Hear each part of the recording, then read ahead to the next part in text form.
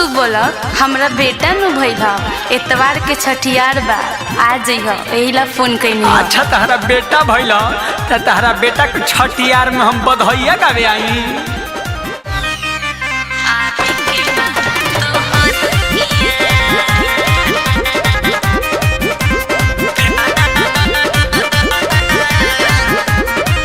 साले भर भइल ससुरा से ना आइलू लागे नैहर के यार के भुला गइलू का हो सफा बिसारिए दिहलू।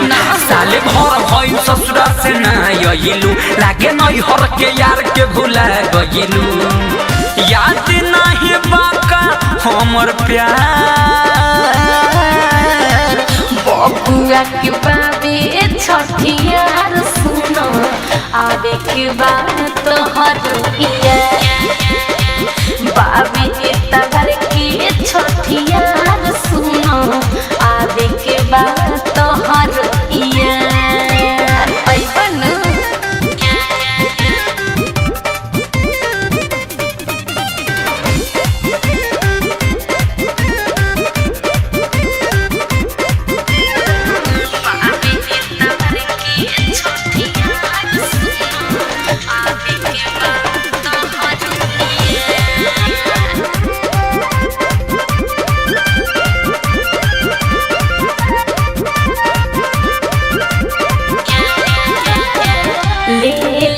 बबुआ खातिर नया पैंट जामा हो सब लोग पूछे के तू ही मामा हम ओकर मामा हई हद में रहो दोसर के लइका हवे हम काहे आइब हो आइब करब त सुन नटी जात के मुमाइब हो भले हम कमर है तोर भाता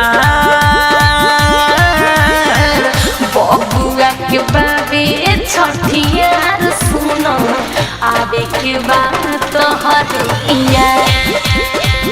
बाबे तगर के छठियार सुनो आवे के बाद तोहर अच्छा तो मछली खियेबे न।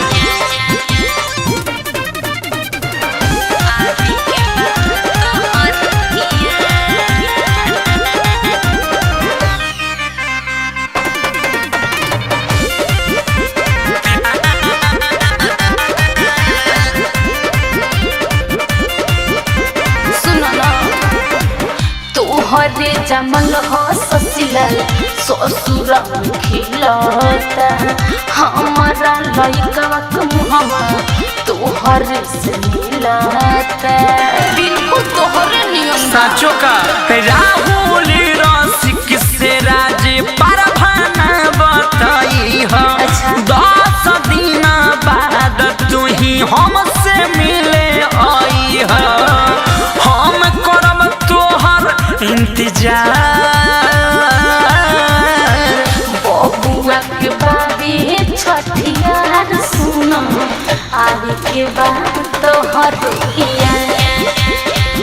बाबे तगर के छठियार सुनो आवे के बाद तोहर साले भर भइल ससुरा से ना आइलू लागे नैहर के यार के भुला गइलू।